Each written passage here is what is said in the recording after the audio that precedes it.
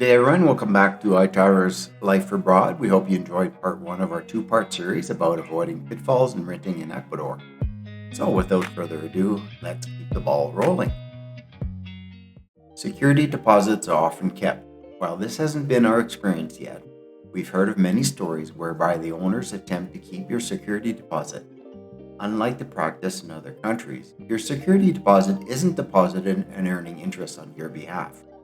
We've known of an instance where the owner was unable to return the security deposit as they had spent the money.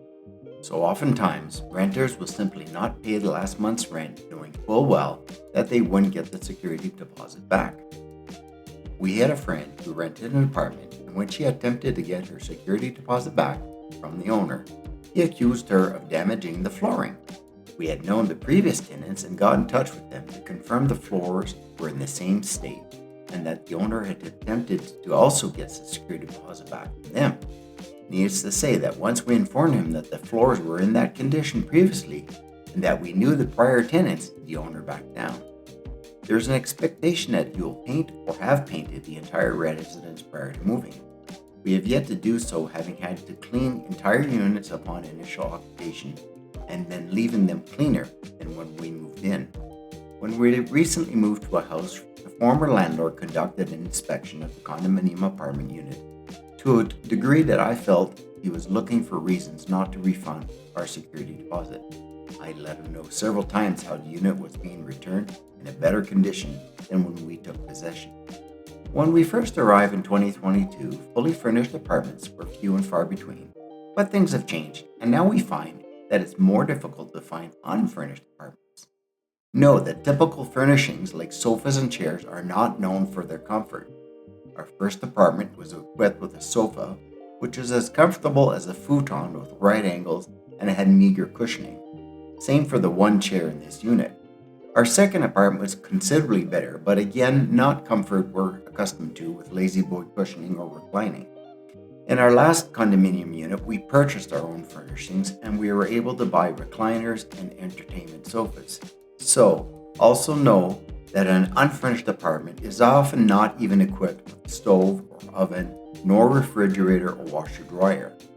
Some offer a built-in gas or induction stovetop or built-in gas oven.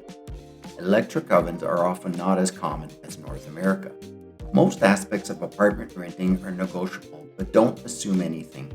A friend of mine recently moved, and when he occupied the apartment, the storage locker, aka bodega, had been sublet. It wasn't until he notified the realtor that this wasn't part of the agreement and that he required the bodega that they relented. You can negotiate furnishings and utilities as well. In our current home, the owner had a large two-door refrigerator, which we negotiated to have part of the rental agreement, as we didn't want to purchase a smaller one to fit the space, which would look awkward, but be ensured to fit in future rental spaces. New versus old apartments. Older condominium buildings were built with more separations between living and dining rooms compared to open concept build of modern buildings. The inner walls are made of concrete blocks, so for Wi-Fi signals you likely need Wi-Fi boosters. We created a 2-router mesh network to ensure adequate coverage. With older units, you may find yourself shouting to your wife if she's in another room as well. On the positive side, older buildings can be quieter than newer construction. Older condominium buildings also offer some amenities like saunas, hot tubs, and maybe a pool and gym. Kitchens also offer sufficient cabinets for food, appliances, and dishware. We're surprised to see some of the newer condominium buildings which have such small kitchens that they appear designed for you to dine out instead of cooking at home. And they certainly don't offer amenities like gyms and pools. Also, the storage room or bodega can be closet size instead of room size. As for homes, our observations are that newer construction are most often multi-story row housing in gated communities or what is known as urbanizaciones. Older homes offer a lot with perhaps a front and or rear garden area. Both offer some degree of security with electrified fences and security cameras. Many communities also have watch programs. Some employ a security officer to walk the streets, while others have neighborhood security cameras which neighbors can access through an app. We were surprised when we occupied our first apartment to learn that you must use your door key inside the apartment to lock the door. This surprise faded when it was the same for the next two apartments. There isn't the use of an inside knob, so for the sake of emergencies, it's best to keep your door key in the lock when home. The issue arises though if you're home, but your partner or spouse is out and comes home to insert the key. If the inside key is fully inserted in the lock, then the person on the other side can't unlock the door. When I explained this idiosyncrasy to my Spanish language classmates, one of them explained their spouse was asleep and wouldn't answer, so they had to sleep at a friend's till morning. Also, unlike other countries, the use of keyed doors within a house or apartment is very common. We learned that this is the result of homes being multi-generational and the need for privacy. When we were handed the keys to our current home, there were no fewer than 20 keys for entry doors, bedrooms, and washroom doors, as well as fence and garage entry points. When apartment hunting, we've come across some suspect design choices. For instance, support columns not incorporated into walls and simply breaking up a room. Also, unlike North America, exterior light switches can be found outdoors and not within a house. And sometimes, switches can be found outside of a washroom. Forget to turn on a ventilation fan? Well, you're going to have to exit the room to do so. Ventilation exhaust fans are small diameter and often insufficient to rid of humidity in a bathroom adequately. In one of our previous apartments, the social bathroom had a constant sewer odor. We cleaned and investigated for the source and believed that they had likely omitted to install the toilet with a proper wax gasket. We are also never able to get hot water at the kitchen sink no matter how long we let the water run, as it was a centralized hot water system. In our last condominium unit, there was a mildew odor under each sink, and we believe this is simply a matter of the fact that the buildings are built entirely of cement and trap moisture. The bathroom off the master bedroom had a terrible odor, and I thoroughly cleaned and washed to no avail. I finally climbed onto the sink counter and shone a light behind the wall-to-wall mirror to find black mold. I had to remove the mirror and do a thorough cleaning with chlorine to rid of the smell and the black mold. We were happy with the security in our previous building, which used facial recognition for door entry. However, it used this for egress as well, so when receiving guests, we had to go with them down into the elevator to ensure they exited the building. In our first apartment, they also had steel entry doors with glass inserts. I hadn't given much thought, but once we lived there for a few weeks, we came to realize that the single-pane glass inserts offered no level of sound dampening, and we could hear anyone climbing the stairs at any hour of the day. Also, exterior entry doors are not hermetically sealed and have about a half-inch gap at the top and the bottom. Not ideal for drafts, and if you reside in a house, allow insects to crawl in. We've known instances of tarantulas and scorpions making their way into homes. Another observation about older buildings is that they may not have been built with a centralized gas supply, so therefore each unit has their own on-demand water heater with gas tanks inside the apartment and sometimes hidden inside a closed cabinet. Yes, I can imagine the look on your faces as I share this very dangerous yet commonplace method of heating water. As previously shared in part 1 of this series, in our first apartment we had a restaurant that had sublet their location to a bar, operating contrary to the established building bylaws. So, consider development zoning and what you may have either in the building or adjacent that can have potential to bring you grief. Unfortunately, zoning in Latin America is different than perhaps North America. A residential property can be adjacent to a commercial property around every corner. In Cuenca, the airport is in the center of the city, with flights coming in low and circling the city before landing. Depending on wind direction or departures, flights may fly directly north out of the city or fly south and then circle around to the north. Cuenca, which means bowl in Spanish, is just that, a long dogleg bowl surrounded by mountains and dropping in elevation from west to east. The city is also carved by 4 rivers with lineal parks.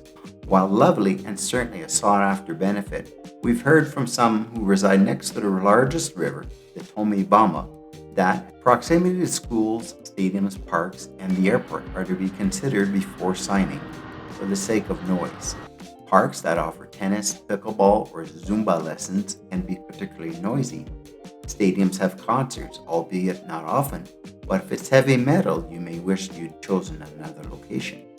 Security. Some sectors are less safe than others. I won't offer commentary other than to say you'll want to discuss this with others and your realtor before choosing where to live. Condominiums generally offer a higher degree of safety as most have 24-hour security and controlled access as compared to homes. We previously enjoyed the convenience of 24-hour security and ability to receive packages when not home and to be worry-free when traveling abroad. Even if the homes have electrified security fencing, unless you have a generator, they're not foolproof. Buildings with generators also offer you no loss of power during outages, which is a consideration for your perishables and those needing electricity for medical devices. We've equipped ourselves with UPSs, uninterrupted power supplies, for our router, computer, and CPAP in the event of a power outage at our current home. We're unsure as to why Ecuadorians install security systems which aren't monitored. Essentially, the alarm will sound simply to annoy your neighbors, and unless you have nearby friends to assist by checking in on the property, they really aren't helpful. Our system even has motion detectors inside the house, so we don't see how you could set the alarm overnight for fear of triggering an alarm while rolling over in your bed. Utilities and condo fees. A monthly condominium fee is called an alicuota in Spanish. It typically covers the maintenance and cleaning of common areas, security, and centralized services like gas and hot water. Some may include the internet. They don't include electricity or luz or lights as it is termed here in Ecuador and is billed separately. Hot water, water, electricity are billed based on usage. Lease agreements are generally for 1 year, but are legally 2 years. They offer you protections as long as you know what you're signing. For best protection, it's recommended to have it reviewed by a notary. If you're working with a licensed realtor, you generally have the peace of mind that the rental agreement meets the regulatory provisions. However, the cost of a notary is very reasonable for this additional peace of mind. First month's rent and a security deposit, which should not include an aliquota, are generally required to secure the apartment. If the apartment is furnished, then the security deposit is usually double the amount, and also should not include the aliquota. It's generally understood that the renter is responsible for minor repairs or upkeep.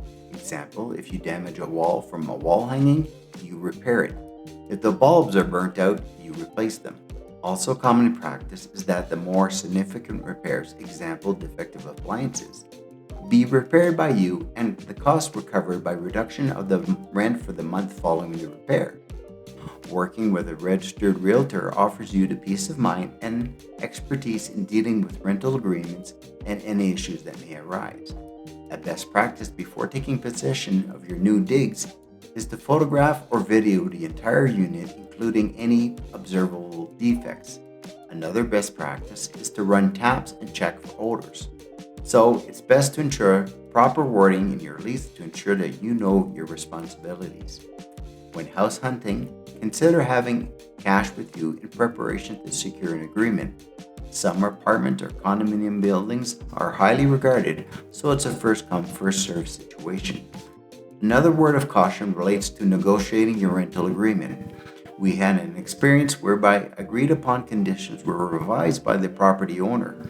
In other words, make sure to take notes and get your conditions noted in the lease.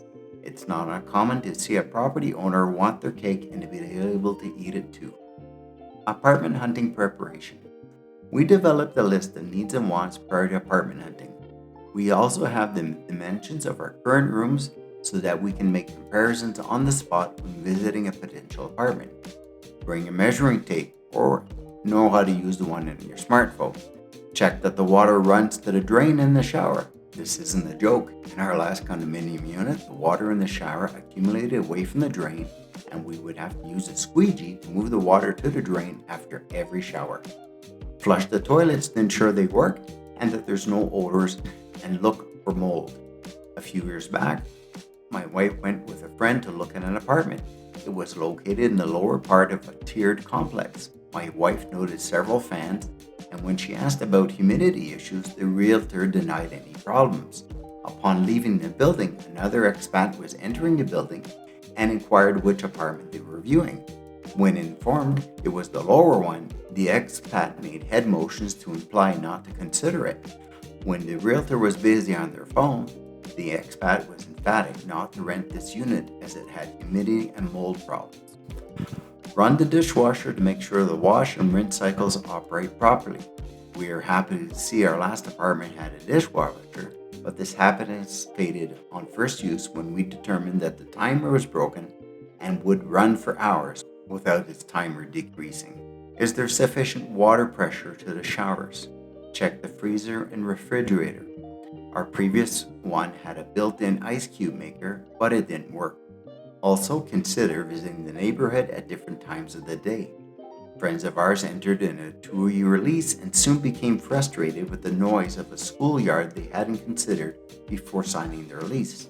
If you visit an apartment during the day, then consider making a second visit in the evening when residents are home from work. Barking dogs, crying babies, loud music playing could likely be detected before entering into a lease. So that's our part 2. We hope that we've been able to provide you with some insight into the pitfalls to avoid during renting in Ecuador and maybe put into practice some of our best practices when looking to rent. We're now in our 4th place in 3 years and we're still learning. It's quite difficult to find peace and quiet in Ecuador unless you want to live far out of an urban area and without perhaps the benefit of having neighbors who you can trust to be there when in need. Thank you for watching, and if you have any questions, please do not hesitate to comment in the area below. We're happy to assist you. Until next time, hasta luego.